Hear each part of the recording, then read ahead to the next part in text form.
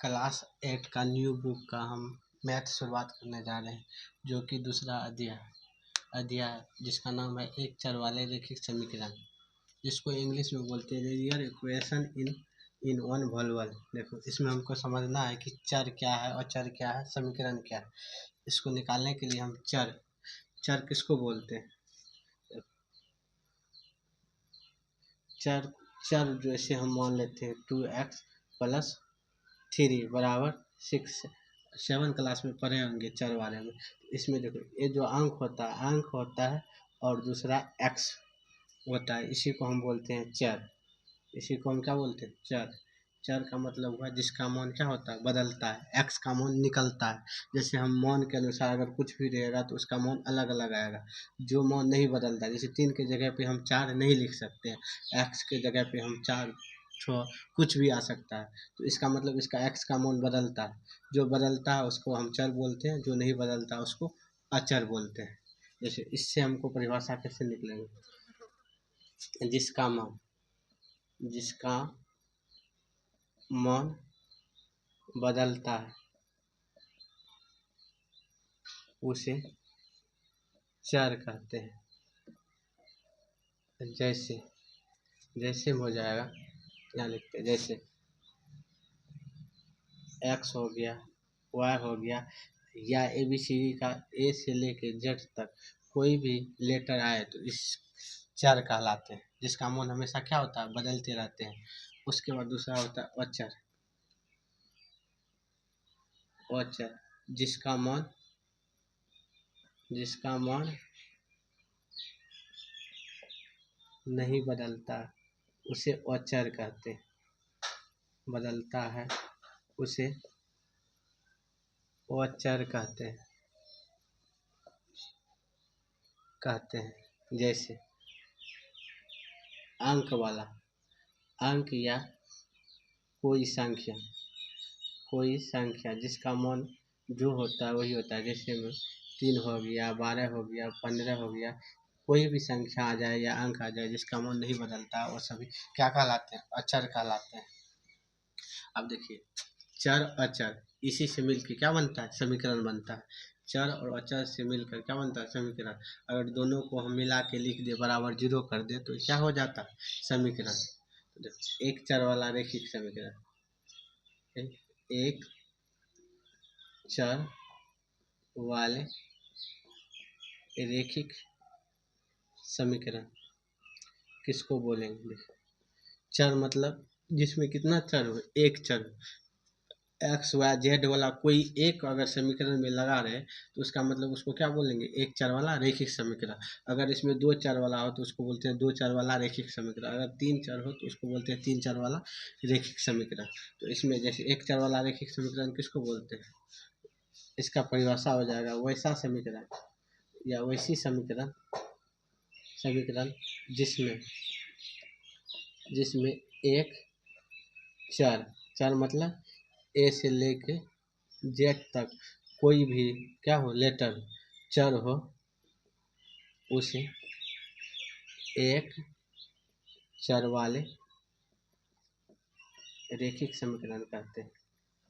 रैखिक समीकरण कहते हैं। उसे क्या बोल? एक चर वाले रैखिक समीकरण कहते हैं। देखो, इसका जो व्यापक रूप होता है, इसका व्यापक रूप ax + b = 0 होता है। जब तक बराबर 0 नहीं होगा तो इसको हम समीकरण नहीं बोल सकते हैं। समीकरण बोलने के लिए बराबर क्या होना चाहिए? 0 होना चाहिए। जैसे ax + b = 0 होगा। अगर बराबर के बाद 0 हटा देते हैं तो ये बहुपद हो जाते हैं। तो इसीलिए ax + b = 0 इसका व्यापक रूप होता है। अगर हम ये समझ चुके हैं तो इससे हमारा जो हिसाब दिया हुआ है उसमें चर का मान निकालना है। प्रश्नावली दिया हुआ है, प्रश्नावली 2.1 का इसमें जो कि समीकरण दिया हुआ है इसका हल करना है, इसका आंसर निकालना है चर का। 1 नंबर में 3x = 2x + 18, इसको सॉल्व करना है। 3x = 2x plus 18। देखिए इसमें क्या बोलते हैं, इस समीकरण है, इसको बोलते हैं इधर वाला को LHS, इधर वाला को बोलते हैं RHS,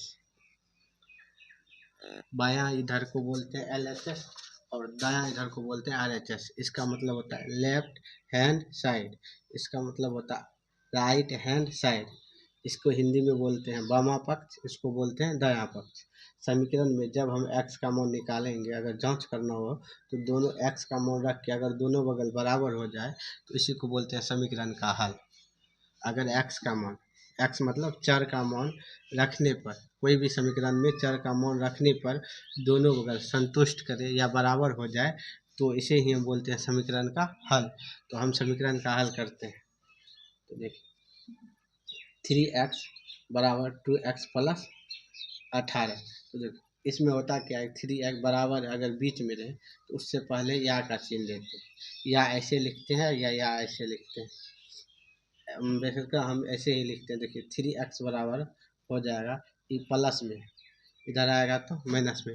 ये चीज़ याद होगा आपको कि प्लस बराबर किस बगल होता है तो माइनस हो जाता है, माइनस बराबर किस बगल होता है तो प्लस। अगर गुना बराबर किस बगल आएगा तो क्या हो जाएगा भागा, और भागा बराबर किस बगल आएगा तो गुना। ये हमेशा याद रखना है।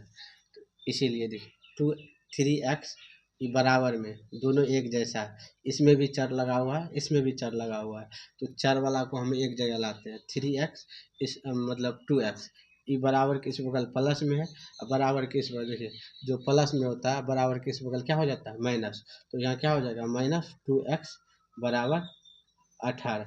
अब देखिए ये दोनों एक जैसा, तो क्या हो जाएगा 3x - 2x में घट के क्या हो, 3x में 2x घटेगा तो बचेगा क्या x बराबर 18। यही हो गया मेरा मान। अगर हमको जांच करना है तो जांच भी कर सकते हैं इसका। देखिए जांच बराबर क्या हो जाए, x बराबर 18 निकला है तो 3x बराबर 2x प्लस 18। 3x मतलब 3 गुना 18, x को हटा के क्या लिखना 18, क्या है कि x बराबर मेरा कितना निकला है 18, तो इसीलिए x को हटा के 18 लिखना है बराबर 2 गुना x को हटा के 18 फिर 18। देखिए फिर क्या हो जाएगा 18, यहाँ 18 54, फिर 18 दूना 36 प्लस 18 बराबर क्या होगा 54 बराबर 54, 36 और 18 क्या हो जाता है